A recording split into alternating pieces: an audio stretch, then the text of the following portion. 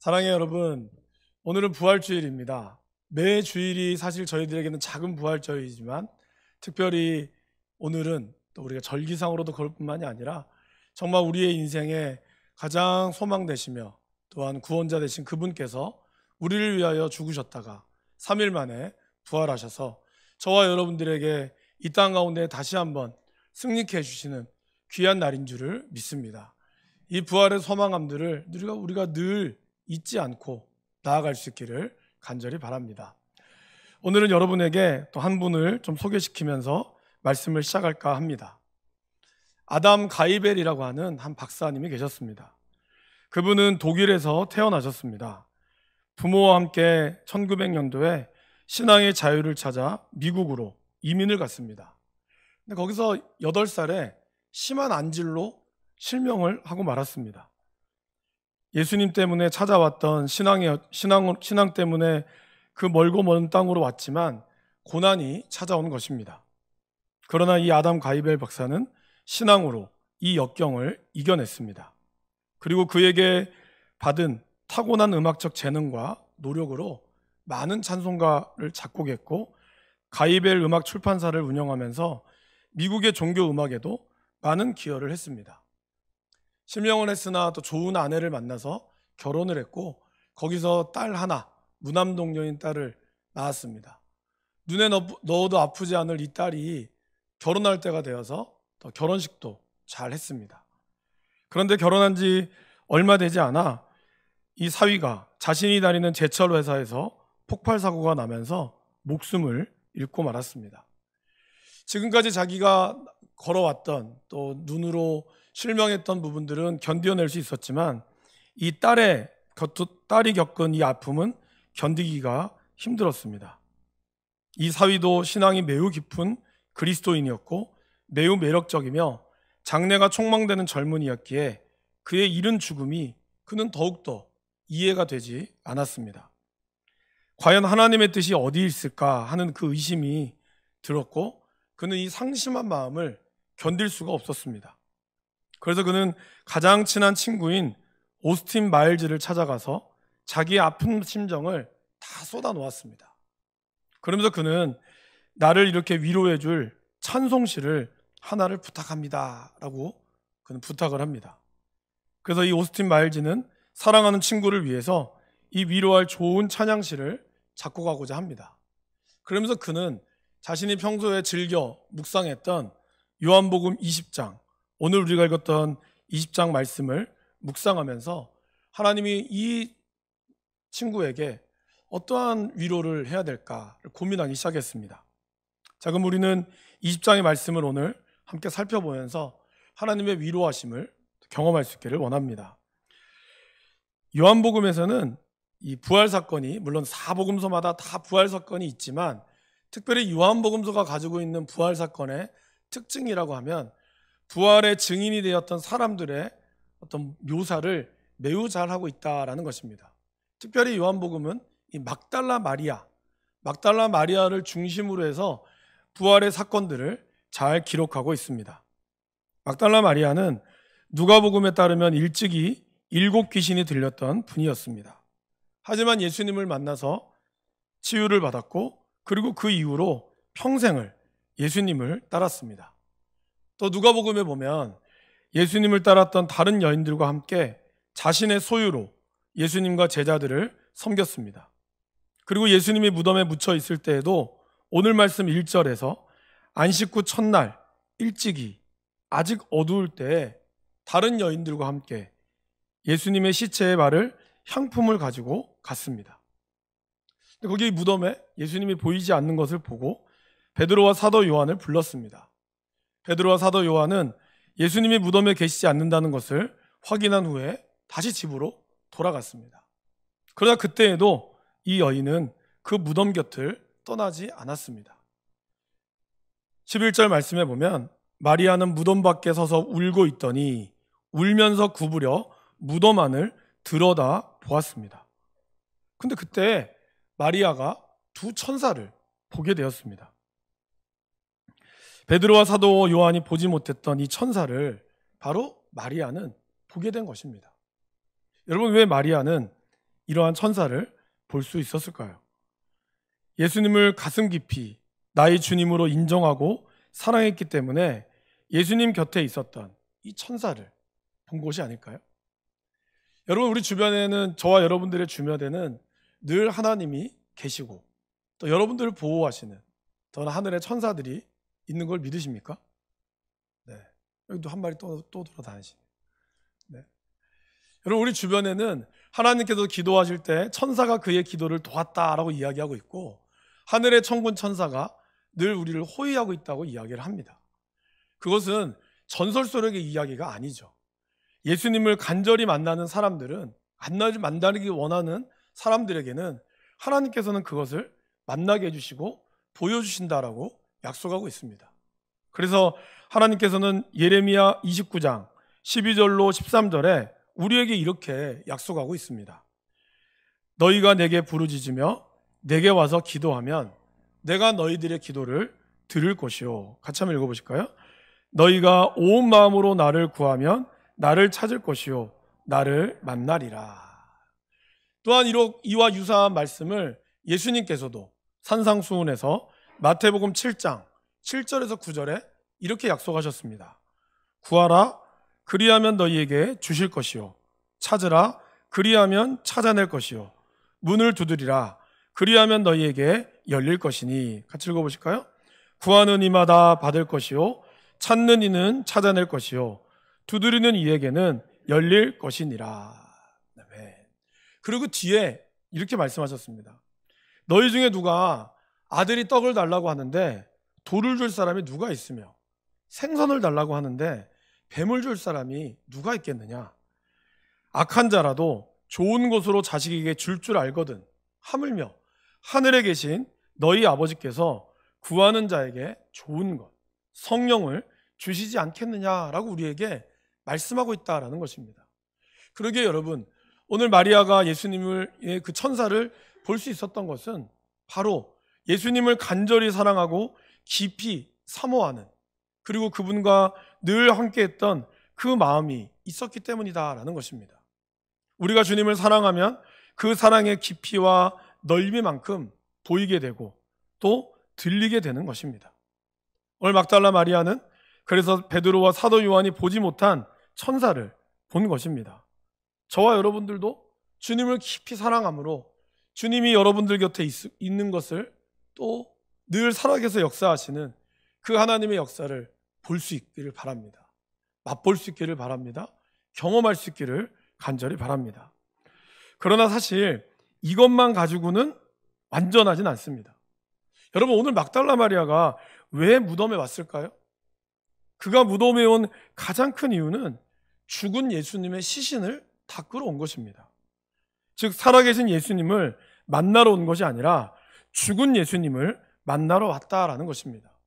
그가 향품을 가지고 온 이유, 그것은 살아계신 주님을 만나기 위해서가 아니라 이제 그분의 시신, 마지막까지 내가 그래도 마지막까지 내 사랑하는 사람을 만나기를 원하는 그 마음 때문에, 그 사랑 때문에 있었다라는 것입니다.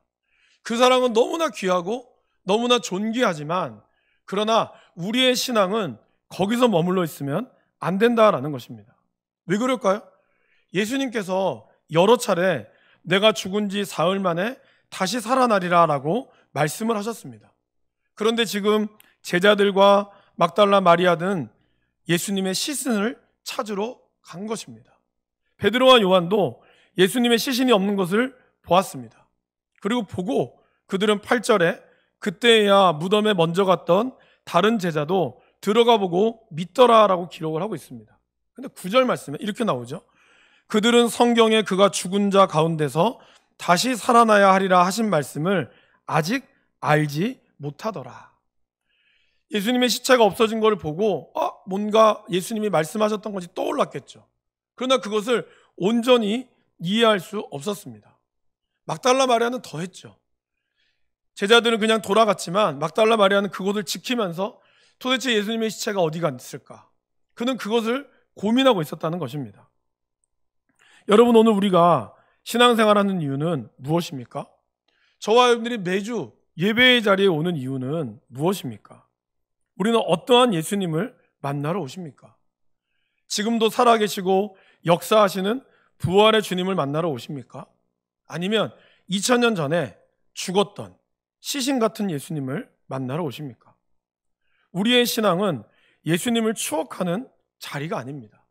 저와 여러분들이 이 자리에 와서 예수님이 예전에 오셨던 것을 추억하고 그때가 좋았지, 그때가 우리가 기뻤지라는 것을 추억하는 자리가 아니라 오늘 이 자리는 오늘 이 순간 저와 여러분들의 삶에 부활하셔서 우리와 함께 하시고 그리고 그 부활의 능력이 내 속에 역사한다는 것을 믿는 그 믿음의 자리라는 것입니다.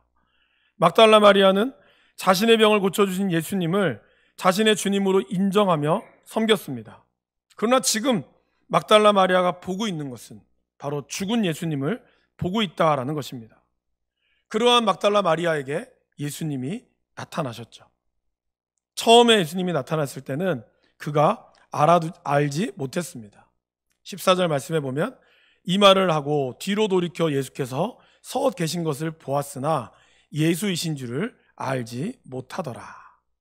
근데 그때 예수께서 여자여 어찌하여 누구를 찾느냐, 그리고 16절 말씀에 마리아야 라고 말씀하셨어요. 그리고 그때 마리아가 돌이켜 히브리 말로 라보니, 선생님이여 라고 하며 그는 예수님을 맞이했습니다. 예수님의 그 음성을 듣고 너무 반가운 나머지 마리아는 예수님을 붙잡으려고 했어요.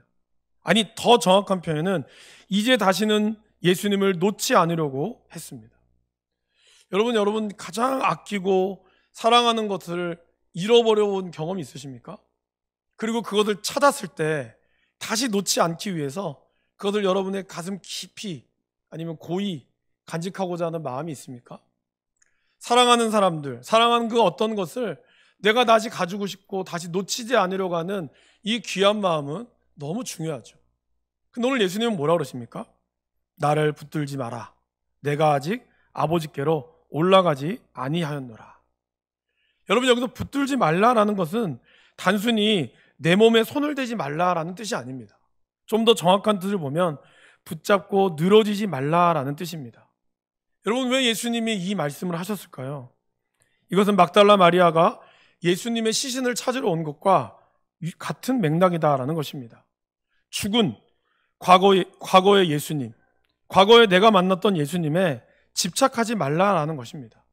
과거에 내가 은혜 받았던 것, 이것을 붙들고 그때가 좋았다라는 것을 계속해서 이야기하면서 추억팔이 하지 말라는 거예요. 오늘 우리에게 주어지는 삶, 저와 여러분들에게 주어진 이 삶, 그 삶을 향하여 오늘 살아계신 그 예수님을 붙들라는 것입니다. 마리아는 그가 믿었던 그 예수님, 여러분, 이 마리아가 정말 이게 꿈인지 생시인지 아직 제대로 알 수 없었다는 거예요. 이게 만약에 진짜라면 내가 다시는 주님을 놓고 싶지 않으리라, 이 마음이었을 것이고, 이것이 꿈이었다 하더라도 내가 내 꿈속에서만이라도 예수님을 놓고 싶지 않은 그 예수님을 그는 생각했다라는 것이죠. 어쩌면 인간이기 때문에 그것은 당연한 것일 겁니다. 저와 여러분들도 사랑하는 사람을 잃었다면 그 잃은 슬픔을 다시 되돌릴 수 있습니까? 없습니다. 그러나 우리는 그것을 기억하고 싶어 하죠. 그래서 유품을 가져가기도 하고요. 또 그분이 가지고 있던 가장 소중한 것을 버리지 못한 채 계속해서 갖고 있어요. 사실 그것이 아무 의미도 없지만 그러나 나에게는 의미 없는 게 아니죠. 아마 예수님도 막달라 마리아는 그런 마음이었을 것입니다. 그러나 주님은 우리에게 말씀하고 있습니다. 살아서 역사하시는 하나님의 능력, 그러기에 과거에 매여 있지 말라라고 말씀하고 있습니다. 여러분, 우리는 어떻습니까? 부활의 능력을 우리가 믿지 못한다면 우리는 항상 과거에 매여 살 수밖에 없습니다.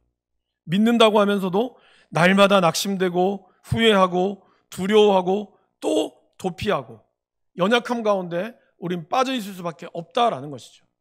여전히 그것이 나의 발목을 사리 잡고 있어요. 그래서 그것 때문에 내가 헤어나지 못한다는 거죠. 그러나 부활은 무엇입니까, 여러분? 부활은 나의 과거에 내가 있었던 그 어떠한 것이 할지라도 그것을 딛고 이겨나가도록 우리 주님이 저와 여러분들의 오셨다라는 것입니다. 예전에는 안 그랬는데 이제 나이가 들면서 그런가 보다 라고 스스로를 위로합니다. 그러면서 내가 지금 이렇게 힘들고 어려운 것을 정당화하는 것이죠. 이것을 여러 가지 상황으로 우리는 탓합니다. 여러분, 사도 바울은 우리에게 이렇게 말씀하십니다. 우리의 겉사람은 낡아지나 우리의 속사람은 날로 날로 새로워진다. 여러분, 나이가 우리를 늙게 만드는 것이 아닙니다. 부활의 주님을 만나지 못하면 우리는 늙어갈 수밖에 없습니다. 그것은 겉사람의 늙음이 아니라 우리의 속사람이 늙어간다라는 것입니다. 늙어간다는 것은 곧 우리가 점점점 우리의 힘과 이 모든 것들이 없어지게 된다는 것을 뜻하죠. 어떤 분들은 만나면 나이와 상관없이 젊게 느껴지는 분이 있는 반면, 사실 어떤 청년들은 만나면 애 늙은이 같은 분들이 있어요. 그것은 단순히 그 얼굴이 노안이라서가 아니라 말하는 모습이 그렇다는 거죠. 부정적이고 할 수 없다고 생각하고 늘 자신이 없죠. 그런 사람들을 보면 우리는 애 늙은이라고 이야기를 합니다. 여러분, 부활은 우리로 하여금 샘솟듯하게 하는 거고, 부활의 소망은 우리에게 늘 새로운 것을 말씀하고 있다라는 것입니다. 부활을 믿지 못하고 부활의 능력을 체험하지 못하면 저와 여러분들은 과거에 사로잡혀서 신앙생활을 하더라도 늘 옆에 계시지만 보지 못하고 늘 우리의 죄책감 가운데 살아갈 수밖에 없다는 거예요. 주님이 우리를 용서하셨음에도 불구하고 그 용서하심은 머리로는 알지만 부활을 체험하지 못했기에, 부활을 믿지 못하기에 늘 여전히 어떤 일만 되면 다시 그 사건이 나의 마음을 사로잡고 거기서 헤어나오지 못하는 그러한 나의 모습을 발견한다라는 것입니다. 그러나 여러분, 부활은 그러한 모든 것을 이기는 힘이 있다라는 것입니다. 혹시나 예수님을 만나면 우리는 또 그것 때문에 놓지 않으려고 합니다. 계속해서 과거의 첫사랑에만, 첫 예수님을 만났던 그 사랑에만 집착하고 있다라는 것이죠. 그러나 신앙은 버리는 것입니다. 나를 버리고 내가 가지고 있는 것들을 버리고 흘려보내는 것입니다. 그럴 때 하나님이 늘 샘솟듯 하시는 하나님의 은혜가 우리들 가운데 있었다라는 것이죠. 예수님께서는 막달라 마리아에게 자신을 붙들고 있지 말고 지금 네가 본 것, 지금 막달라 마리아가 본 것을 내 형제들에게 전하라고 이야기하고 있습니다. 그 말씀이 바로 17절 말씀이죠. 예수께서 이르시되 나를 붙들지 말라. 내가 아직 아버지께로 올라가지 아니하였노라. 너는 내 형제들에게 가서 이르되 내가 내 아버지 곧 너희 아버지, 내 하나님 곧 너희 하나님께로 올라간다 하라. 여기에 붙들려 있지 말고 받은 그 내용을, 받은 은혜를 전하라라고 이야기를 합니다. 그리고 막달라 마리아는 자신이 본 주님을 전하는 증인의 삶을 살았습니다. 그것도 바로 가장 부활의 첫 증인이었다라는 것입니다. 여러분, 막달라 마리아는 과거 7 귀신 들린 여인이라고 말씀을 드렸습니다. 단순히 귀신이 7마리가 들어왔다는 뜻이 아니에요. 원래 성경에서 7은 완전수를 뜻하죠. 그 말은 뭘 뜻할까요? 이 여인이 완전히 귀신에 사로잡혀 산 사람이라는 뜻입니다. 여러분, 귀신에 사로잡혀 본 사람을 본 적 있습니까? 저는 본 적이 있습니다. 무서울 때도 있고 어쩔 때는 정말 멀쩡해요. 근데 여러분, 그 여인이 가지고 있는 그 고통, 그것이 어떤지를 우리가 살펴봐야 합니다. 귀신이 그의 인생을 사로잡고 있어서 사람들로부터는 무서움을 당하고 따돌림을 당하죠. 자기 자신은 이 귀신을 쫓아내고 싶지만 힘이 없어요. 그러기에 사람들로부터 멸시당하고 외면당하고 정말 미쳤다라는 소리를 들을 수밖에 없고, 그런 자기 자신이 너무 싫어 죽고 싶지만 죽을 수가 없어요. 이렇게 사람들로부터 천시와 멸시를 받았던 한평생 그렇게 살다가 그의 인생이 끝날 수밖에 없는 그의 인생을 예수님께서 만져주시고 만나주시고 고쳐주셨다는 거예요. 그리고 오늘 가장 중요한 자리에 하찮은 인생으로 생을 마감할 뻔한 인생을 예수님을 주인으로 모시며 살아갔던 이 여인에게 예수님은 가장 영광스러운 부활의 증인의 삶을 살게 해주셨다라는 것입니다. 예수님의 부활을 믿는 자의 삶은 완전히 다른 삶이 되어버린 것입니다. 그리고 하나님께서 그 인생을 존귀하게 만들어 주셨다라는 것이에요. 그러기에 막달라 마리아는 그 증인의 삶을 온전히 살아갔다라는 것입니다. 여러분, 부활의 능력은 우리에게 이러한 놀라운 변화를 준다라는 것입니다. 우리가 너무나 당연하고 너무나 당연히 익숙해서 그냥 매 1년에 한 번 오는 부활주일날 계란 먹고 그 부활을 축하합시다, 이것으로 우리의 인생이 끝나는 게 아닙니다. 부활의 능력은 그냥 그것으로 부활하심으로 끝났습니다. 이제 부활주일 지났습니다. 이것으로 그냥 우리가 박수치고 끝나는 문제가 아니에요, 여러분. 부활주일은 저와 여러분들의 삶을 바꾸고 그 부활의 증인의 삶을 살도록 우리를 초청하고 우리 가운데 역사하고 있다라는 것입니다. 그러기에 우리는 이 부활의 주님을 만나야 하는 것이고 그 부활의 주님이 우리의 삶 가운데 역사하도록 우리가 소망함으로 나아가야 한다라는 것입니다. 아침에 제가 앞에 가일벨 박사를 말씀을 드렸죠. 마일즈에게 이 찬양시를 부탁했던 이 가일벨 박사가 그날 밤도 계속해서 자신과 딸이 당한 고통으로 마음이 아파 밤새 지쳐겠어요.